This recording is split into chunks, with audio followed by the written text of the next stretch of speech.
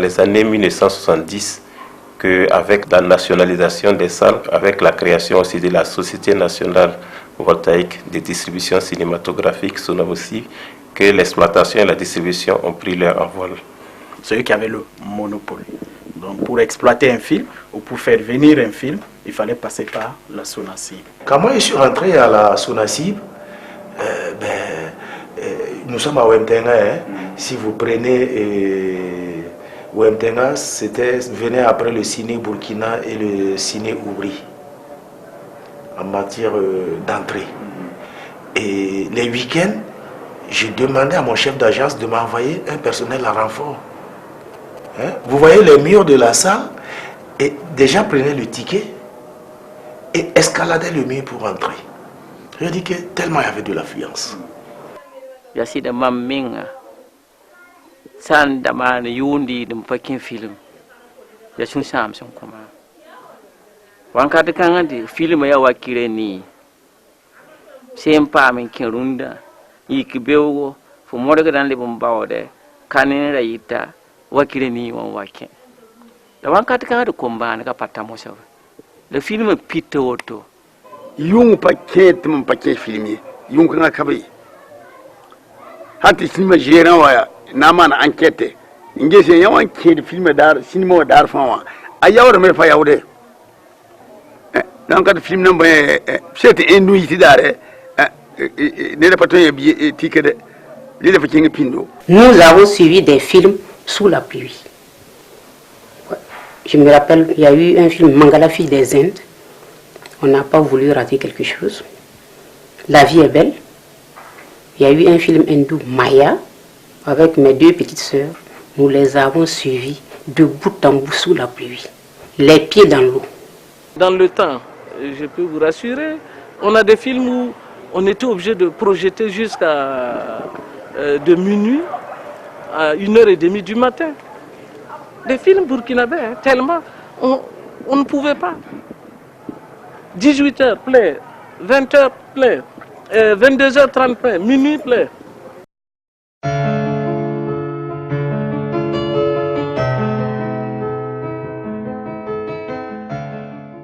Les salles de ciné, nous les avons connues, et principalement la salle de ciné Yendabli de Fada.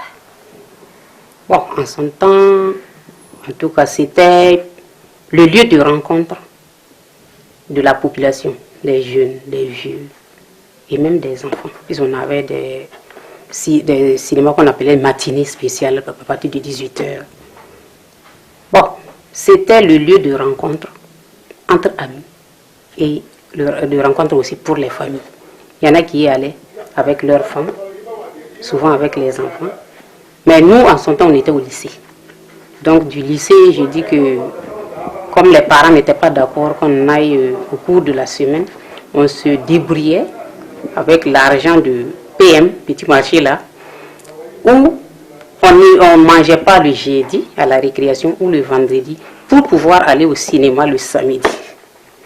Voilà, parce que les parents n'étaient pas prêts à nous donner de l'argent pour aller au cinéma. Donc il fallait se débrouiller. Tous les matins, on passe pour voir s'il y a le programme. Souvent le programme arrive à 15h par le train. Mais si c'est les mardis, c'était des films western. Mercredi, c'était karaté. S'il y avait ces films-là, en tout cas, les gens, c'était la queue pour pouvoir rentrer dans les salles ici. Le film hindou, ça, c'était tous les vendredis. Quand il y a film hindou, c'est une seule séance. Puisque c'est des films très longs, ça prend toute la soirée. Il y a un film de cinéma qu'on appelait Kiemen Ketenga. On faisait 1 million de recettes par jour, cette petite salle. Et le film là, il jouait 45 jours sans interruption. À chaque fois quand la séance finit, pour ceux qui attendent là, pour ouvrir les portes de derrière pour que ceux qui sont dans la salle sortent, on fait pour ouvrir que ceux qui veulent rentrer. Le film est un pacan là, non mais ton uso, ton watamengete, hati somaneton. Na yiki, a wakar kanget mom katar pareil. En tout cas, mam kiem na mala tartaba, ton misiataba. Moi, mon faut me rentrer pour ça. de film ya no runa yam pon ko taba me way jesse hati jimen ya soma ya propre kirum samen ne bara be me hati jimen ko an tabala ko minti ya sinim do. À 20h, si tu arrives ici, tu peux même pas. Si tu viens pas à 19h, tu peux pas rentrer. Mais tous les jours. Je vous dis que cette salle-là nous faisait 4 millions, 5 millions par mois. Et elle a monté même jusqu'à 6 millions. Quand on remonte dans l'histoire avec l'avènement du Conseil national de la révolution de Thomas Sankara, je pense que c'est lui, vu la vision qu'il avait pour ce pays-là, a pu quand même initier cette politique-là de créer donc des salles de cinéma dans toutes les provinces. Mais les gens avaient un engouement extrêmement prononcé pour le cinéma. Parce que l'État était celui-là qui véhiculait cette politique-là.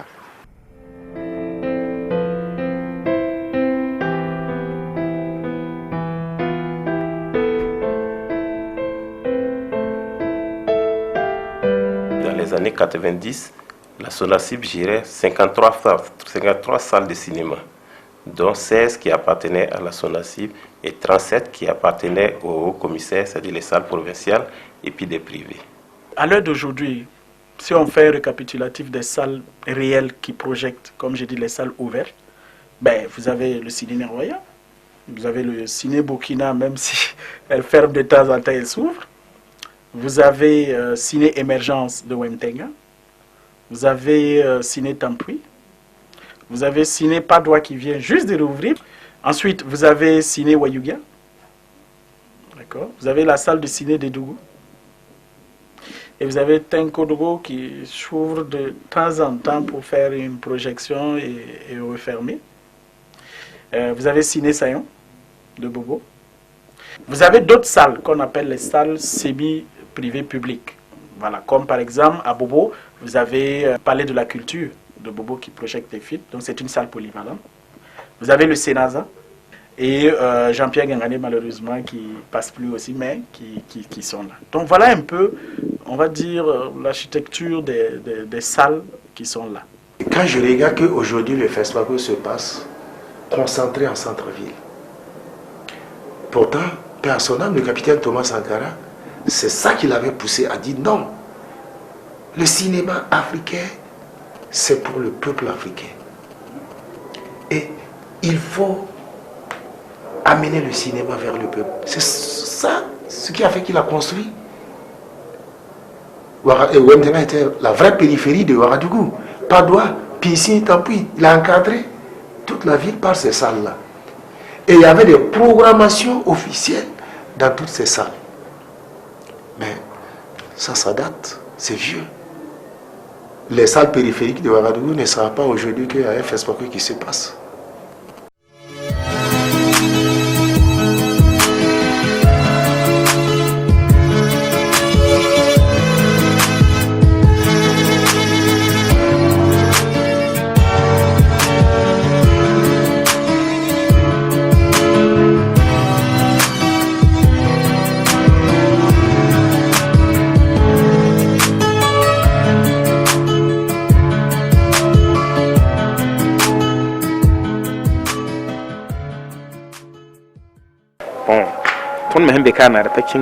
La vraiment film en partait car ton calé pan film son mangete le vidéo clé vraiment bon la caméra fois trinquing vidéo clé vraiment parce que y a zin que ton train le mekiang la hande film berra sorbe meti ba fo ya zak so ba fo trinquing mais il kan poko para tiam ti zin ngene taba ti ya soma ne yamma si je m'abuse pas ça vaut 10 ans 15 ans qu'on n'a pas la salle de qu'on n'a pas de la salle de cinéma. Voilà pourquoi Vidéo Club en train de créer, chaque secrétaire on crie Vidéo Club. S'il y avait la salle de cinéma, ça c'était pas. Même s'il y avait, ça ne serait pas beaucoup comme maintenant. Quoi. En tout cas, c'est un manque. Un manque, c'est vrai qu'il y a les vidéoclubs. Mais je me dis que les vidéoclubs, c'est un peu pour une certaine génération. Parce qu'il y avait les salles du ciné toujours. Les vieux couples pouvait aller. En fait, je me disais que la salle du ciné, c'était aussi un lieu où les gens se retrouvaient un peu en intimité. Voilà. Tu vois, avec ta femme, ta vieille ou ta copine, bon, vous êtes collés. Bon, et vous suivez le film, vous repartez. Bon, vraiment, ça resserrait un peu les liens. Bon, je ne sais pas ce qu'il y a dans ces vidéoclubs, parce que principalement, je n'y fréquente pas. Mais pour les salles du ciné, en tout cas, je vois que c'est un manque. Et surtout pour une grande ville comme Fada, c'est un joyau que nous avons perdu. Et à une année où j'ai vu la salle dans un état vraiment de délabrement, j'étais hors de moi.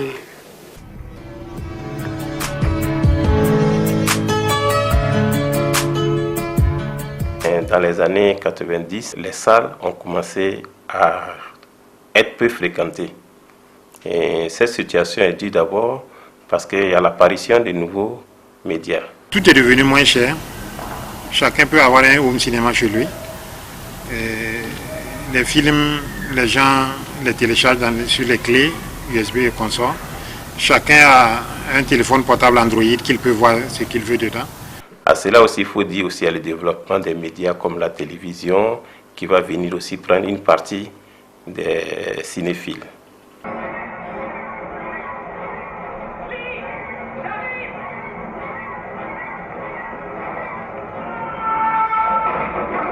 Vous venez deux fois voir. On tourne à 10 personnes. Nous ne pouvons même pas, la salle n'arrive pas. Les frais fixes, la salle n'arrive même pas à supporter. Et si vous faites un sondage ou vous faites un micro-trottoir, vous demandez aux gens les films burkinabés par exemple qu'ils ont regardé. Ils vous diront oui, j'ai regardé ce film, oui, j'ai regardé le film. Demandez-le et où. Je vais vous dire à la maison, c'était dans une clé. Vous voyez, les gens s'intéressent, mais ils ne s'intéressent pas par le chemin et voilà, des salles de ciné. Aujourd'hui, si nous tenons encore dans l'histoire de l'exploitation, c'est d'abord la passion domine. On est passionné de ce qu'on fait comme travail. Sinon, si c'est gagner la vie, et à nos jours, depuis un certain temps, et je crois que ni t'étais la passion là, on aurait jeté l'éponge depuis très longtemps. Ils ont laissé les télés, les vidéos. Comme un commerçant qui va prendre un télé posé dehors avec, il met les cassettes de cinéma illégal. Les uns qui devaient venir au cinéma là, ils se regroupent là-bas. Au lieu de venir à la salle, ils se regroupent là-bas. Les vidéos, nous on a compté les vidéos à Ouédioué ici combien 45 vidéos club. 45 vidéos club. Même s'il fait 100 francs, oui c'est 50 francs là. Comment? Ceux qui devaient venir à la salle là, ils restent là-bas. Mais avant, il n'y avait pas ça. Au temps de Révolution, Sankara dit c'est lui qui veut faire son vidéo. Il n'est qu'à aller là où 35 km ou bien 40 km faire son vidéo. Pas dans la ville. Dans la ville, c'est lui qui veut voir le cinéma. Il n'est qu'à venir dans les salles de cinéma. C'est ça qu'il a lui-même il a fait un effort de mettre les salles partout là. Globalement, c'est des concurrences. Mais vous savez, rien ne peut empêcher quelqu'un qui aime le cinéma d'aller au cinéma, même s'il sait qu'il y a un autre film à la télévision. Et les cinéphiles, ils sont même en avance sur nous. Parce que c'est à travers les portables, c'est à travers la télévision, c'est à travers Internet qu'ils savent que Rock est en train de tourner un film. Ils ont besoin de ça, ils ont besoin de plus d'informations. Vous croyez que ceux qui viennent ici à Canal Olympia, par exemple, ils ne sont pas au courant? Tout de suite, on est en train de nous dire Avengers, la suite de Avengers, c'est quand? Il y en a qui connaissent déjà la date, mais c'est à travers les portables, c'est à travers la télévision. Parce qu'ils savent qu'il y a il y a les roches qui regardent dans les télévisions. Ce ne sont pas des concurrents, nous sommes complémentaires. Les smartphones aujourd'hui, tu as tout dedans. Il suffit d'avoir de la connexion, tu peux aller sur YouTube, télécharger les films comme tu veux. Mais ça ne peut pas empêcher le cinéma et ça ne peut pas empêcher les acteurs, les cinéphiles d'aller en salle. Parce que ce n'est pas la même chose. Moi, je ne suis pas contre les chaînes, les bouquets satellites, les smartphones, les postes télévision. Non, au contraire, ils vont nous encourager, ils vont encourager les gens à venir découvrir des films. Parce que quand vous sortez un nouveau film, ils n'ont pas tout de suite en même temps la possibilité de le voir sur les chaînes de télévision. Nous avons même l'habitude de dire que le petit écran aide le grand écran. Si vous ne voyez pas la publicité sur le petit écran, vous n'allez pas, ça vous attire, ça vous emmène plus vers le grand écran. Je prends l'exemple même simple. Ceux qui regardent, ceux qui vont voir les films dans les quartiers, dans les vidéoclubs, vous savez, pour nous, les vidéoclubs ne sont pas des concurrents. Ils sont en train de préparer des cinéphiles pour les grandes salles. Les gens qui vont regarder le film dans les quartiers, ce qu'on appelle non lotis, ils regardent un film là-bas, aujourd'hui, sous la paillote. Lorsqu'il grandit, petit à petit, il se dit qu'il est devenu grand pour ne plus aller sous la paillote, il va aller vers d'autres sources, et c'est la salle de cinéma. Nous voulons tout simplement que tout ça se soit encadré. C'est pour ça que la billetterie est bien. Pour moi, le seul ennemi du cinéma, c'est le football. En France, en 1998, on a baissé le prix des tickets de cinéma pour permettre à beaucoup de personnes de venir au cinéma, parce qu'à la maison, il y a plein de football. Excepté le football, il n'y a rien d'autre qui peut concurrencer le cinéma. Moi, ce qui me fait mal, ce qui me fait peur dans l'exploitation cinématographique, c'est pas les vidéoclubs concrets de gauche à droite, c'est pas les boîtes, les maquis et consorts. Non. C'est l'audiovisuel dans les ménages. Vous, par exemple, vous êtes à la maison avec madame. Si vous voulez, vous transformez votre salon en boîte de nuit. Si vous voulez, vous transformez votre salon en cinéma ou avec l'équipement audiovisuel que vous avez à la maison. Quand vous êtes à la maison avec madame, moi je réfléchis comment vous faire quitter votre salon pour venir dans ma salle.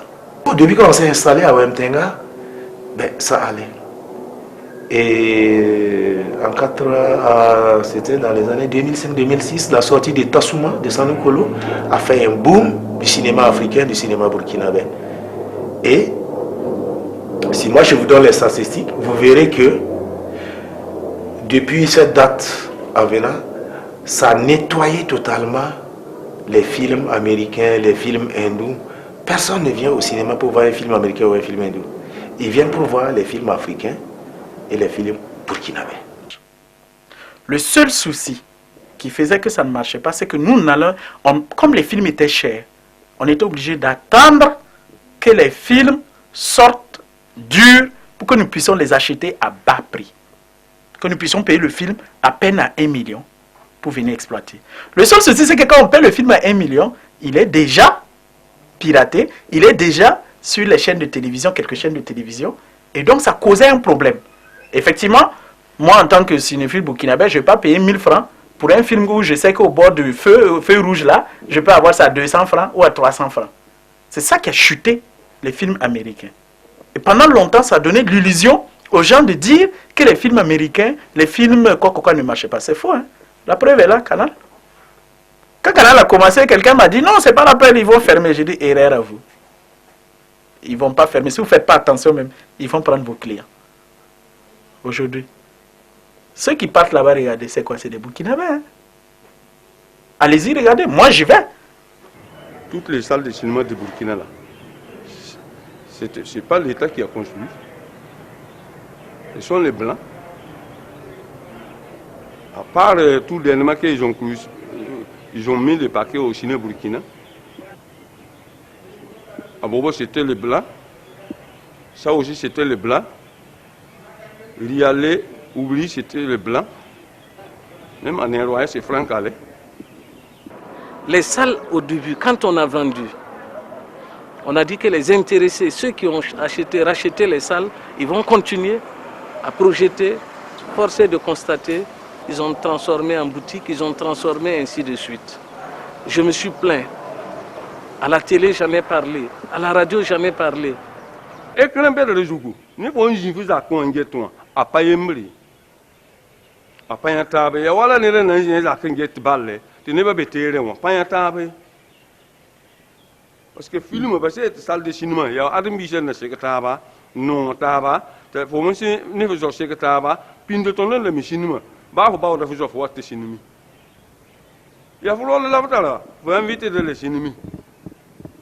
La lunda, il y a maquina en pousse. Aujourd'hui, nous sommes avec le numérique. Le numérique commande de nouvelles technologies, de nouvelles adaptations et tout ça. L'État aurait dû appuyer les salles dans cette évolution du cinéma.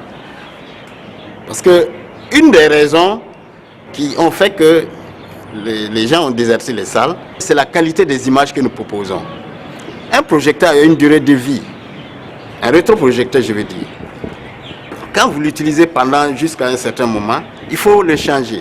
Mais si vous n'avez pas les moyens de le changer, qu'est-ce que vous faites? Vous vous débrouillez avec ça. Résultat, vous vous offrez de mauvaises choses, un mauvais produit aux gens. Et vous voulez qu'ils continuent à revenir.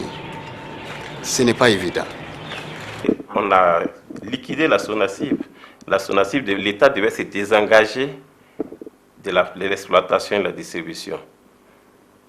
Donc, on a d'abord confié à l'ARPA, Association des réalisateurs et producteurs associés, qui était dirigée par Idrissa Ouedraogo, pour pouvoir assurer la relève. Mais l'ARPA n'a pas pu faire fonctionner les salles. Donc, on a mis les salles de la SONACIB sur administration provisoire et puis après, ils ont été liquidés en 2007. Quand la SONACIB a fait faillite, on a été laissé à nous-mêmes, malheureusement. L'État n'a pas suivi puisque la société était en faillite. Du coup, il y avait un vide. Alors, on n'avait pratiquement pas le choix. Soit nous-mêmes, on partait chercher les films à l'extérieur pour venir exploiter et puis avoir, en tout cas, où on fermait la salle tout simplement, comme les autres salles de cinéma. Donc, on a convaincu notre PDG qu'il était important que nous allons. C'est comme ça qu'on est rentré en contact avec la société française Film 26, par Jean-Paul Dividas, et nous avons qui était représentant des majors américains, donc des grosses compagnies américaines. Et c'est comme ça qu'on achetait les films avec lui pour amener. Et on exploitait ces films. Ensuite, on s'est confronté à la réalité du terrain. Vous imaginez que pour exploiter juste un film, un film d'enfant, à l'époque, ça me faisait 10 000 €. 6 500 000. Le prix d'entrée pour la salle de cinéma ici pour les enfants, c'était de 350. Je suis venu, j'ai augmenté à 500 francs. 500 francs, il vous faut combien d'enfants, combien de projections pour d'abord récupérer vos 6 500 000. Donc je faisais ce qu'on appelle des projections à perte sur l'immédiat, mais des projections gagnantes sur le futur. Je me débrouillais pour que tous les établissements scolaires, on les envoyait des correspondances, puissent organiser, puissent insérer dans leur activité culturelle le cinéma. Nous avons tous été brassés, si vous voyez notre génération. C'est rare qu'une génération dise qu'ils n'ont pas pu venir au ciné Neroya. Ce n'est pas possible. Parce que ça faisait partie maintenant de l'activité culturelle. Donc du coup, cette enfance qui était, on va dire, au Joyeux Bambin, qui était encore à l'école, qui était à l'enfantine, comme on dit, grandit. Mais grandit avec dans sa tête le cinéma. Il va au primaire, ils organisent avec leur maître des séances le matin à 10h. Après, il va au secondaire, ils organisent à 15h. Il va à l'université, ils font des associations, ce que j'ai nommé les matinées spéciales. Donc du coup, après quand il devient adulte, excusez-moi le terme, c'est logique qu'il lui-même revienne avec sa famille. Donc, ça explique pourquoi le Burkinabé aime le cinéma. Parce que nos confrères, que ce soit dans les autres pays, se demandent toujours comment nous on fait et qu'au Burkina, les gens aiment aller au cinéma. La raison était simple, c'était ça. C'est la base. Si vous n'avez pas, si à la base, vous ne permettez pas aux enfants de pouvoir de se familiariser avec le cinéma, aucune chance que quand ils vont devenir adultes, vous puissiez les ramener. Pour que vous puissiez les ramener, il faut en ce moment faire une promotion intense qui coûte beaucoup d'argent. Donc ça ne sera pas faisable. Parce qu'on n'est pas comme les autres. Il faut que le Burkina suive le rythme du cinéma mondial. Parce que le Burkina, c'est un pionnier dans la sous-région. Lorsque vous voyagez, vous dites que vous êtes du Burkina, on vous dit tout de suite FESPACO. Alors pour que le Burkina, les Burkinabés continuent de mériter cette estime-là, il faut qu'on suive dans le développement des salles. On ne comprend pas qu'une salle comme Ciné Burkina n'est pas numérisée. Une salle comme Ciné Neroya n'est pas numérisée. Le souci, c'est quoi? Il y a 5 ans, j'ai convaincu mon père. J'ai dit non, il est important qu'on aille au numérique. Il faut passer. Il dit, tu es sûr? J'ai dit, non, non, non, il faut qu'on y aille. Il dit, ok. J'ai demandé la cotation. Je n'ai pas eu le courage de rentrer le voir. Quand la cotation est venue il y a 5-6 ans, rien que le Dolby, le DCP, j'étais à 180 et quelques millions, sans le transport, sans le dédouanement. Donc quand je faisais le tout, ça me ramenait pratiquement 500 et quelques millions, un demi-milliard. Donc je savais que la première question que mon PDG allait me demander, ok, pas de souci Rodrigue, je te sors les 500 millions là, mais tu me rembourses ça quand? Là, ça allait causer problème. Parce que moi, je ne peux pas le rembourser tout de suite. Je vais le rembourser, je suis obligé de faire un truc sur 10 ans, sur 15 ans. Mais il va me dire, tu es fou. Je vais prendre 500 millions, mettre pour attendre 10 ans avec les... Il a raison. Et il m'a demandé, mais qu'est-ce que ton État burkinabé fait pour t'accompagner avec ça? On dit que l'erreur est humaine, persister dans l'erreur qui est diabolique. Le fait que l'État s'est désengagé de ce secteur-là, moi je pense qu'il y va de l'intérêt de l'État à ce qu'il revienne. Il faut que l'État revienne et de manière entière, remettre tout à plat, et réfléchir, et redynamiser ces salles-là, se donner les moyens pour que les films africains là, soient prioritaires. Vous allez voir avec des phases de sensibilisation, de communication, les gens vont reprendre un peu, et ça revient. C'est tout. Bon, mais si on est là, on dit que bon, vraiment, c'est le secteur privé là. Le secteur privé a quel moyen pour vraiment rentrer dans ça? Ils sont combien qui peuvent investir dans le secteur privé aujourd'hui, dans le cinéma? Combien de secteurs? Ils sont pas, les opérateurs économiques privés sont combien? Ils ne sont pas nombreux. Et ils ne vont pas investir dans un secteur où ils savent que ça ne rapporte pas. Dans nos pays, là, il faut que les gens sachent. Nos pays, là, il leur faut un certain niveau pour que l'État se désengage. C'est comme un bébé qui commence à marcher. Si par exemple le bébé ne se lève pas, et puis toi tu l'abandonnes, il va retomber. Ça, c'est des erreurs que les gens ont commises et on est en train de payer cash.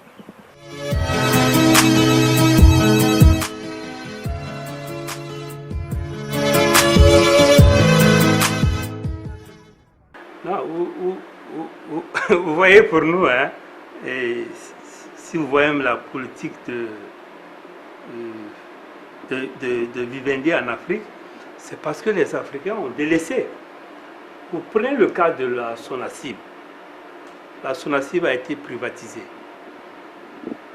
Mais est-ce que les investisseurs burkinabés ou bien des gens ont flairé le coup pour reprendre la Sonacib?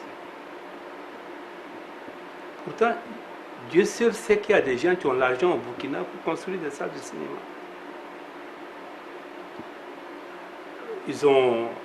On reste loin.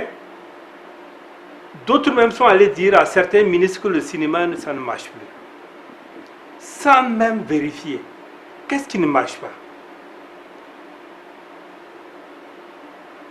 Mais parce que vous êtes cinéphile, vous voulez que quand je viens au cinéma, j'ai un bon son, une belle image. Est-ce que je demande trop? C'est ce qui doit être fait que je veux. Les gens veulent voir de belles images, un bon son, pour retourner dans les salles de cinéma. Comme j'ai dit, il n'y a rien à faire. Il faut suivre le rythme, il faut suivre ce que les gens demandent. Les films burkinabés marchent, certes. Mais ce qu'on oublie, c'est qu'il faut que la qualité de ces films augmente au fur et à mesure.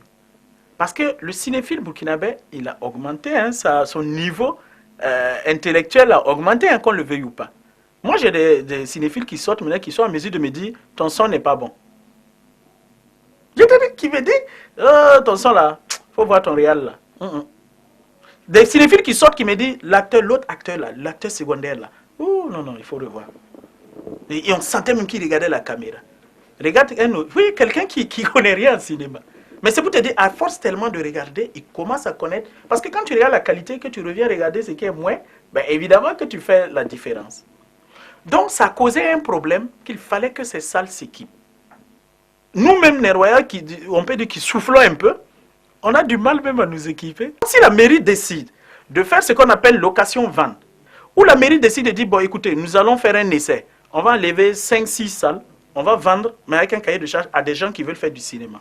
Mais qui nous prouvent quels sont les investissements qu'ils vont faire pour rentabiliser. C'est ce que Canal Olympia est venu faire.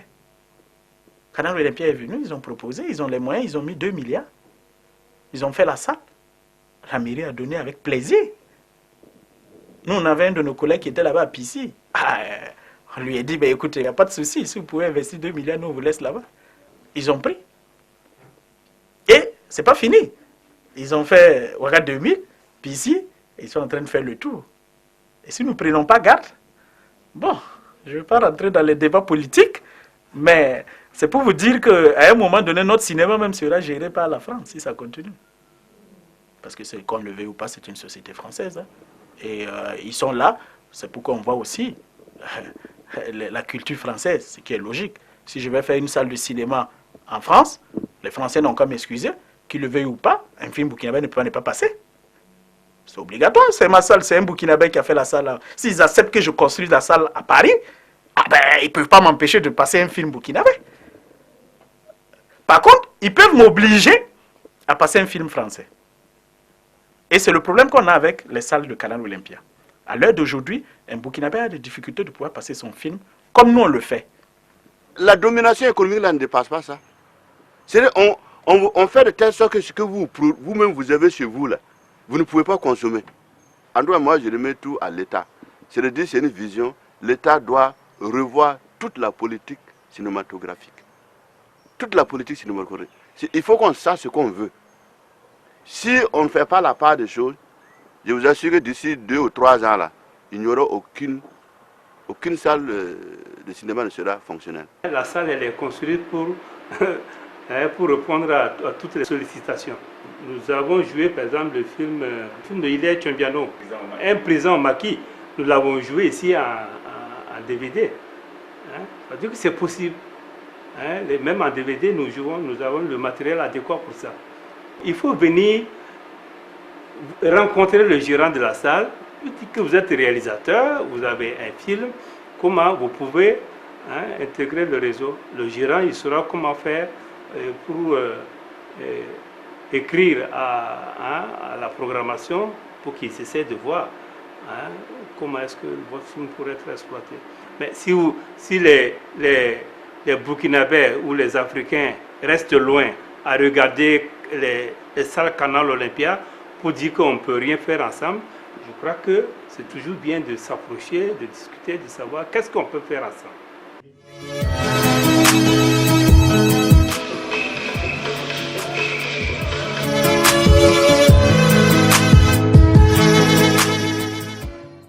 En 2004, quand j'arrivais dans l'exploitation, et quand j'ai regardé sur un ticket de cinéma que vous vendez, si vous devez payer les taxes et impôts, ça fait 37%. J'ai dit, mais c'est énorme. Alors, tout de suite, il y avait une association des exploitants qui était dirigée par Franck Alain. Et tout de suite, nous avons essayé de redynamiser l'association. Et nous avions passé à la contre-attaque. Nous avons vu le ministère de la Culture pour parler. Il dit, non, ce n'est pas eux, c'est le ministère des Finances. Au cinéma, on ne demande jamais combien de francs tu as eu.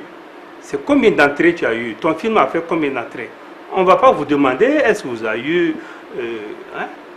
Mais c'est ce que vous montrez à vos partenaires. Si vous voulez que quelqu'un vous suive, un sponsor vous suive, il va savoir est-ce que votre film il va marcher. Et s'il marche, combien de cinéphiles ont vu le film, bien entendu.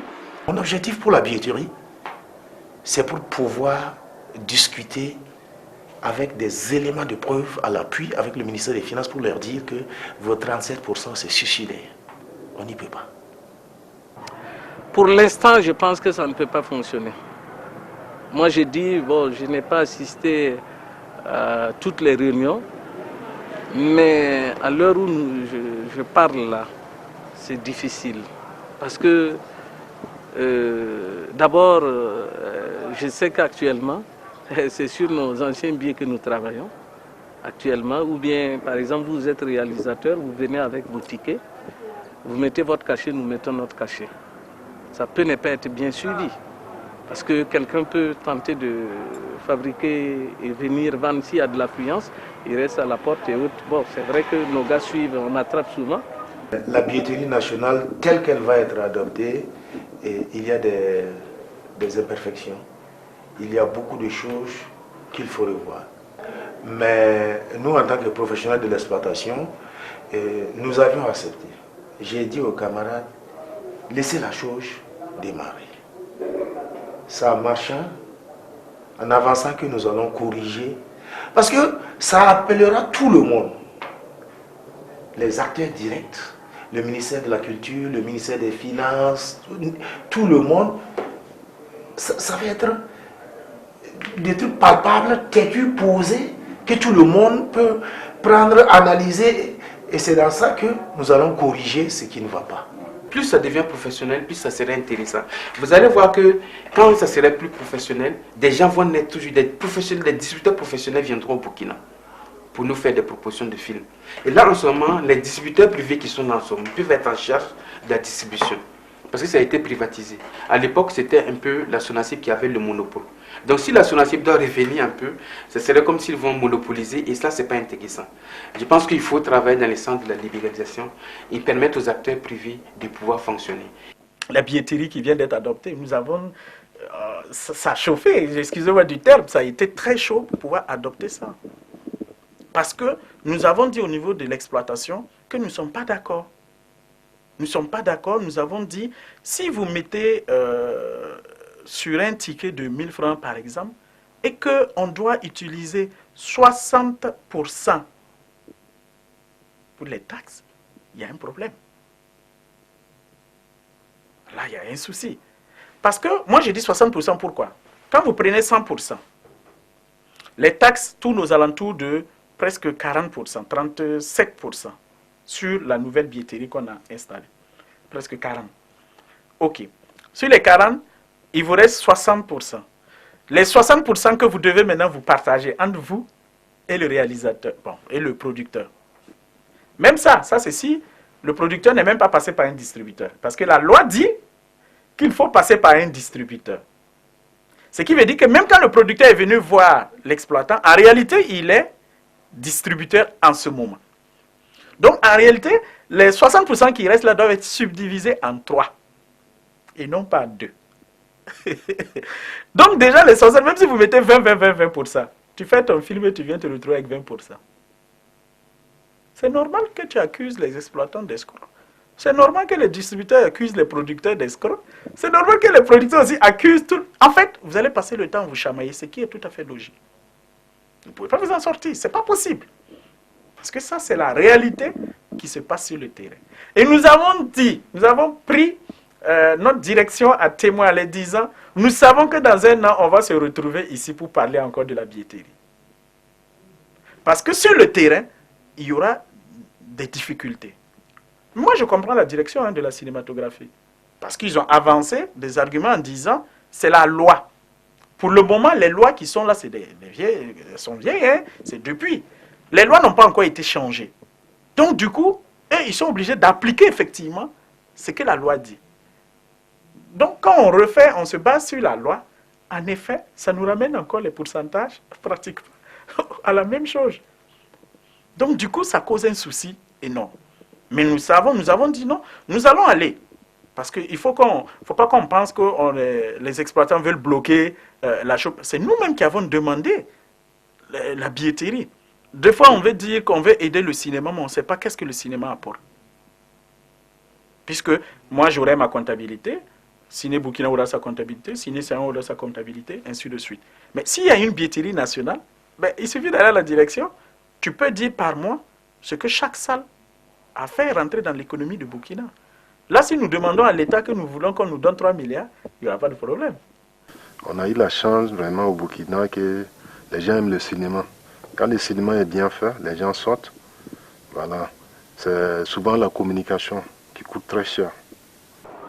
La promotion des films, là, mais c'est le Nerwaya qui fait la promotion et je paie des millions à la télévision nationale. Est-ce que vous trouvez que ça, c'est normal? C'est à l'État de faire la promotion ou bien d'autoriser X ou Y à faire ça. Mais non, si nous devons passer le film, nous sommes obligés d'aller payer. Nous payons, nous avons un contrat avec la télé. Et même ça, la télé nous a fait même des conditions acceptables pour que nous payions. Même avec ça, c'est des millions. Si vous regardez sur la 2, ou TF1. Mais quand un film sort, voyez comment on fait la promo? Mais ce n'est pas payé. Moi, je suis allé à la SACEM, je suis allé ainsi. C'est la contribution de l'État. Voilà un cas palpable que chacun connaît. On ferme les yeux là-dessus. Tous les ministres, on a vu. Ça n'aboutit pas. Mais s'il y avait à recommencer, moi, je ne ferais pas une autre salle. Il suffit d'une volonté politique, comme nous avions dit, pour réhabiliter ces salles et les équiper en de matériel adapté pour le cinéma d'aujourd'hui. Il y a 2 ans, nous avions fait une étude sinon 3 ans, sur la salle d'exploitation de Somgandé, qu'on avait pris pour salle témoin pour la réhabilitation. On avait pris 15 salles à travers le Burkina pour les réhabiliter. Mais aujourd'hui, vraiment, je ne sais pas où nous en sommes avec ce dossier-là. Il faut assainir le secteur, il faut garantir aux investisseurs que ce qu'ils vont faire là, ils ne vont pas perdre et qu'il y aura des mesures d'accompagnement pendant un certain nombre d'années. Par exemple, si l'État se décide de dire en collaboration avec le ministère des Finances pour peut-être exonérer, par exemple, les salles de cinéma, la construction des salles de cinéma, vous allez voir que ça va avoir un effet. Tout de suite, les gens vont commencer à conseiller. Si l'État s'engage à dire que tous les films qui vont rentrer, quand ce serait un film qui doit venir, le dédouanement de ce film est exonéré. Vous allez voir que les gens vont commencer à s'imposer. Quand l'État va s'engager à dire, par exemple, que les structures qui vont accompagner les salles de ciné sont exonérées de paiement des taxes, vous allez voir que ça va commencer à bouger et les gens vont avoir confiance en créant ces business-là. Mais tout ça, c'est une question de politique. Si l'État décide, ceux qui nous gouvernent, s'ils décident par exemple de redynamiser tout ça, orienter les choses, on sait comment faire pour faire venir les salles de cinéma. Puisqu'à travers le film, à travers le cinéma, l'État veut faire passer un message à ses citoyens. C'est ça qui est important. Je donne un exemple. Vous prenez le football. Regardez en Europe. Quand il y a les grandes équipes qui jouent là, regardez les stades là. Pourtant, chacun d'eux pouvait rester à la maison et puis suivre, puisqu'ils ont la télé. Mais pourquoi, malgré ils peuvent suivre ça à la télé, pourquoi les stades là sont toujours pleins? 1, c'est pour soutenir les équipes. 2, c'est l'aspect économique qui font que c'est une manière c'est une manière pour eux de contribuer à faire vivre le sport. Donc il y a ces 2 aspects-là qu'il faut conjuguer. Alors qu'ici dans nos pays, là, les gens ne voient pas ça. Le football est devenu une industrie. Donc on doit travailler à ce que le cinéma là devienne une industrie. Et pourquoi on travaille pour que le cinéma devienne une industrie là? L'acteur principal là, c'est l'État. J'ai écouté une émission sur Radio Ouara, où on dit que quelqu'un qui dit que non, je pense que c'est un ancien cinéaste qui dit que un homme d'État peut ne pas tout connaître, mais il doit avoir une vision. Voilà. Un homme d'État peut ne pas tout connaître, mais il doit avoir une vision. Et il faisait allusion au président Lamizana, qui a dirigé ce pays-là pendant 15 ans, et il trouve que Lamizana avait une vision. C'est revenu même que quand il était lieutenant dans l'armée, il aimait tellement le cinéma. Et quand tu vois comment le FESPACO est né est revenu au Burkina, il a une part très active pour que le FESPACO revienne à la Haute-Volta, aujourd'hui Burkina. Mais si par hasard, c'était une autre personnalité, un autre personnage qui était là à l'époque, s'il n'avait pas de vision, ce n'est pas évident que le FESPACO viendrait au Burkina. Nous avons demandé que les 11 décembre, et ça je l'ai demandé, j'ai préparé une correspondance qui va bientôt arriver au niveau du comité d'organisation des 11 décembre, nous avons dit que ce serait bien que chaque 11 décembre, un film burkinabé doit passer. Parce que c'est normal, c'est notre... 11 décembre c'est quoi? C'est la nationalité, c'est le pays. On va se retrouver, on vous fait une salle polyvalente. C'est ce qu'on a dit, que c'est une salle polyvalente qui est constituée à des coûts de millions. Mais elle est polyvalente pour qui? Pourquoi on ne peut pas diffuser un film dessus? Est-ce qu'on a passé un film burkinabé et puis le chef de l'État n'est pas allé voir le 11 décembre? Il ira le voir. Mais ce 11 décembre, quand il va aller le voir, mais ça fait la promotion des films burkinabés.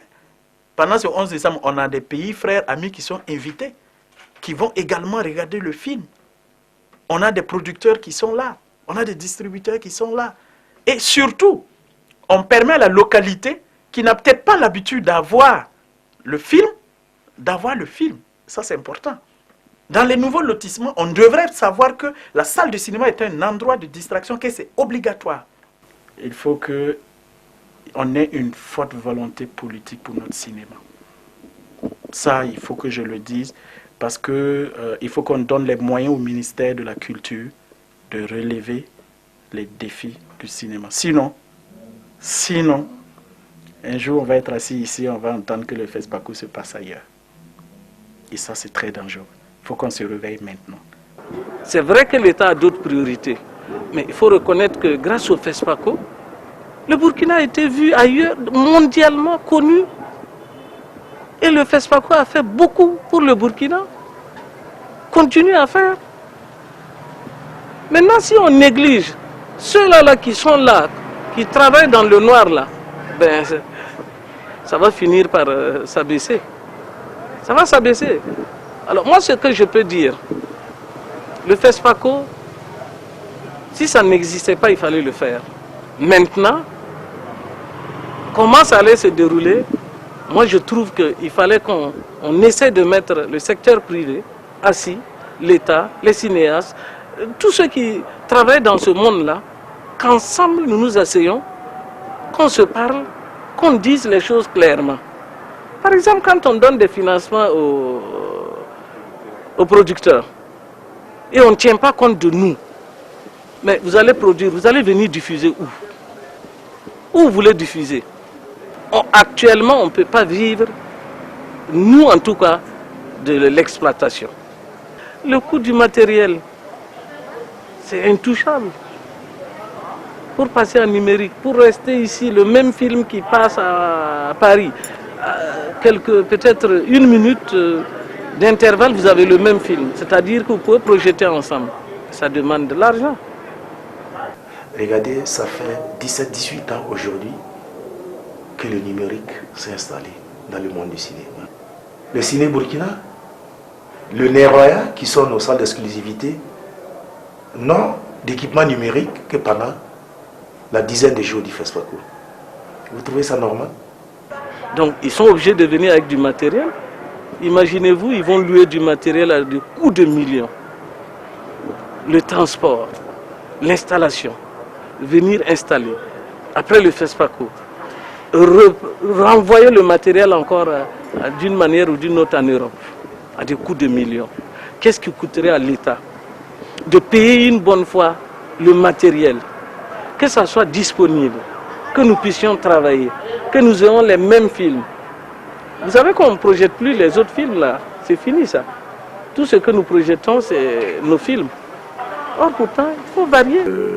Je dirais tout simplement, ça serait un cri de cœur, j'allais dire, à l'adresse de nous, acteurs du monde du cinéma. Que ce soit producteurs, réalisateurs, exploitants, distributeurs, comédiens, techniciens, n'importe qui, je crois que il faut que nous nous acceptions. Et il faut qu'on se soude les coudes. Si nous ne voulons pas que dans 20-30 ans, l'on dise, ah tu connais ce jeune-là, c'est l'enfant d'un grand producteur. Son papa, là, on l'appelait l'inspecteur Rock. C'est à leur temps-là, ils ont laissé mourir le cinéma. Non. C'est les salles Canal Olympia, ça participe physiquement à dire que nous avons des salles modernes au Burkina Faso, mais l'État ne doit pas compter sur ces salles-là pour dire qu'il veut industrialiser leur cinéma. Il faut construire des salles, il faut moderniser les salles de cinéma pour le Burkina Faso. Pour le Burkina Faso. Le Burkinabé aime venir voir son cinéma. Il ne faut pas qu'on gâche cette chance-là.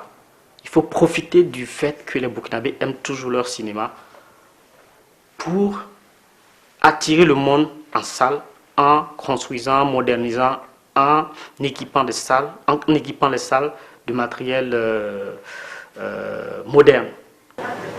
Et ce que le cinéma peut apporter à l'État, nous ne disons pas que nous allons être comme le coton ou l'or. mais nous allons avoisiner. Si réellement l'État met des moyens au cinéma, vous allez voir ce que ça va donner. Et moi je dis à tous ceux qui sont dans le cinéma de ne pas se décourager. Il y a de l'avenir là-dessus. Il y a de l'avenir. J'ai la chance d'avoir des grands producteurs en Europe. Je sais quelle est leur force de frappe. C'est des gens qui peuvent faire bouger même un grand quelqu'un. Ils rentrent, par exemple, à un chef d'État, ils demandent et immédiatement ils peuvent rentrer. Ça veut dire qu'on sait ce qu'ils apportent. Il faut qu'on arrive à là.